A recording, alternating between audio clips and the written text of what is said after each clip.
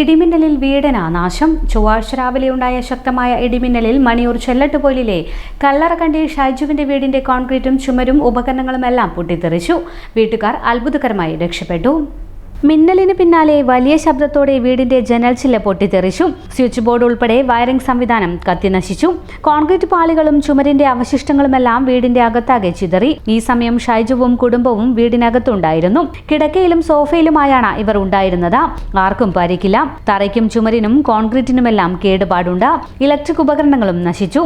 Panchayat village office അധികൃതർ വീട് സന്ദർശിച്ചു.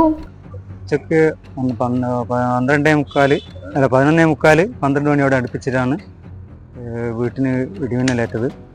അപ്പോൾ വീട്ടിനുള്ളിലെ ഇലക്ട്രോണിക്സ് ഉപകരണങ്ങളും വയറിങ്ങും മുഴുവനായിട്ട് നശിച്ചു വരുന്നുണ്ട്. വീട്ടിന് ഭാഗികമായിട്ട് കേടുപാടുകൾ സംഭവിച്ചിട്ടുണ്ട്.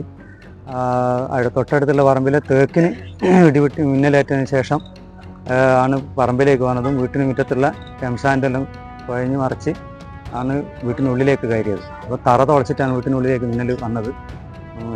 ഭാഗികമായിട്ട് തറക്കടക്കം വീടിൻ്റെ ഡിൻഡിലിനടക്കം തകരാറ് പറ്റിയിട്ടുണ്ട്. വീട്ടിനുള്ളിലാണ് ഉള്ളത്.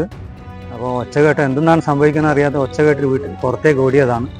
1 മണിക്കൂർ കഴിഞ്ഞതിന് ശേഷം ആണ് ചെന്നത്. ഭയങ്കര പുകയായിരുന്നു. അന്നേരം ഭയങ്കര ശബ്ദവും എന്താണ് മനസ്സിലായില്ല.